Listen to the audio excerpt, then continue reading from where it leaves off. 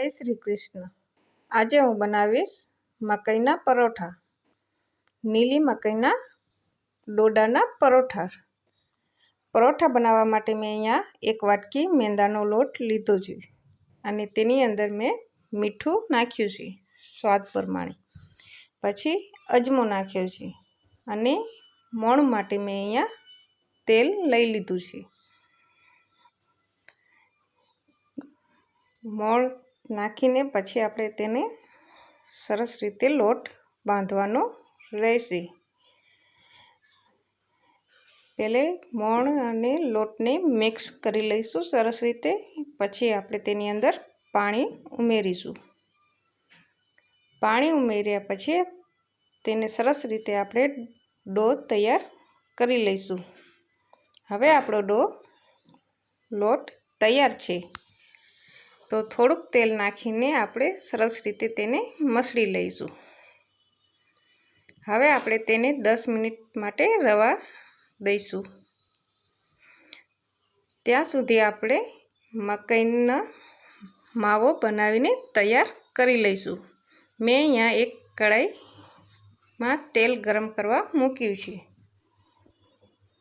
હવે તેની અંદર એક ડુંગળી સમારીને ઝીણીને નાખી છે। તેલ ગરમ થઈ ગયું છે એટલે આપણે તેની અંદર ડુંગળી નાખીશું। મેં અહીંયા એક જ ડુંગળી લીધી છે ઝીણી સમારીને। ડુંગળી સતળાયા પછી તેની અંદર લીલા મરચાં નાખીશું અને મસાલો નાખીશું, ધાણા જીરું પાવડર, હળદર અને લાલ મરચું। હવે આપણે તેને સરસ રીતે હલવી લઈશું। આ પરોઠા ખાવામાં ખૂબ જ સરસ પણ લાગે છે અને છોકરાઓને પણ પિઝા ટાઈપ જ લાગે છે। હવે આપણે તેની અંદર મકાઈ ઉમેરીશું અને એક બટેકું મસળીને નાખીશું।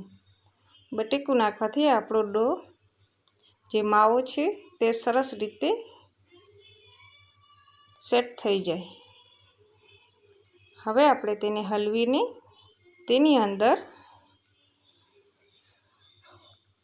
તેને આપણે આવી રીતના ક્રશ કરી લઈશું। પછી તેની અંદર આપણે ખાંડ 1 ચમચી અને અડધો લીંબુનો રસ ઉમેરીશું। પછી તેની અંદર આપણે લીલા ધાણા નાખીશું। હવે આપણો માવો તૈયાર છે પરોઠા બનાવવા માટેનો।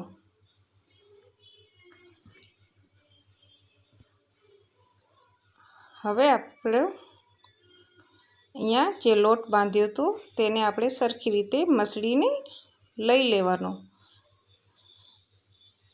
અને આપણે હવે તેને વણી લઈશું। પહેલાં એક રોટલી ટાઈપ વણવાનું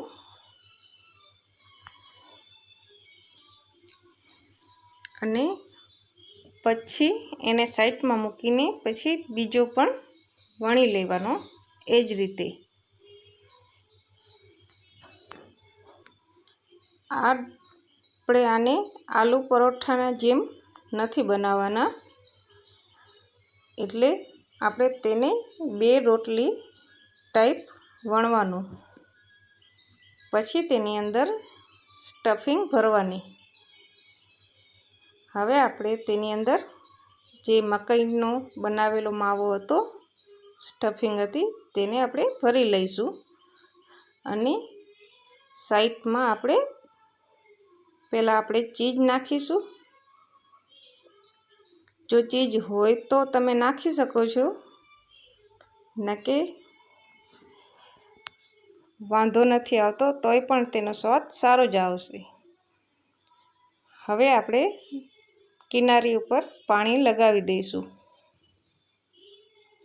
પાણી લગાવ્યા પછી આપણે બીજી જે રોટલી વણી હતી તેને આપણે ઉપર મૂકીને ફોક ચમચીથી આપણે નિશાન કરી લેવાના, એવી રીતના દબાવી લેવાના, એટલે આપણી સ્ટફિંગ હોય નીકળે પણ નહીં અને ડિઝાઇન પણ સારી થઈ જાય। હવે આપણે તેને એક તવીમાં તેલ લગાવીને પરોઠાને શેકી લઈશું। અહીંયા મેં 1 ચમચી તેલ નાખ્યું છે અત્યારે। હવે આપણે પરોઠો શેકવાનો રહેશે। એ પરોઠો શેકાય ત્યાં સુધી તમે બીજો પરોઠો પણ વણી શકો છો। મારો એ પરોઠો શેકાય છે ત્યાં તો હું બીજો પરોઠોની તૈયારી કરી લઉં છું। હવે આપણો પરોઠો એક સાઈડ શેકાવા આવ્યો છે તો આપણે તેને ઉઠલાવી લઈશું અને બીજી સાઈડ પણ આપણે તેને સરસ રીતે શેકી લઈશું। આ પરોઠા ખાવામાં ખૂબ જ મજા આવે છે અને એનો સ્વાદ પણ તમે ગ્રીન સેન્ડવિચ ખાઓ છો તેના જેવો આવે છે। હવે આપણા પરોઠો મકાઈનો તૈયાર છે। અત્યારે આ પરોઠા ખૂબ જ સરસ લાગે છે વર્ષા ઋતુમાં, અને અત્યારે મકાઈ પણ ખૂબ જ સરસ આવે છે। હવે આપણે તેના 4 ટુકડા કરીને સર્વ કરીશું। આપણા પરોઠા મકાઈના તૈયાર છે। તેને આપણે દહીં કે સોસ સાથે સર્વ કરવાના। મારા વિડીયોને લાઈક, શેર અને સબસ્ક્રાઈબ જરૂર કરી આપજો અને બેલ આઇકનને પણ જરૂર દબાવી દેજો, તમને નવા વિડીયો મળતા રહે।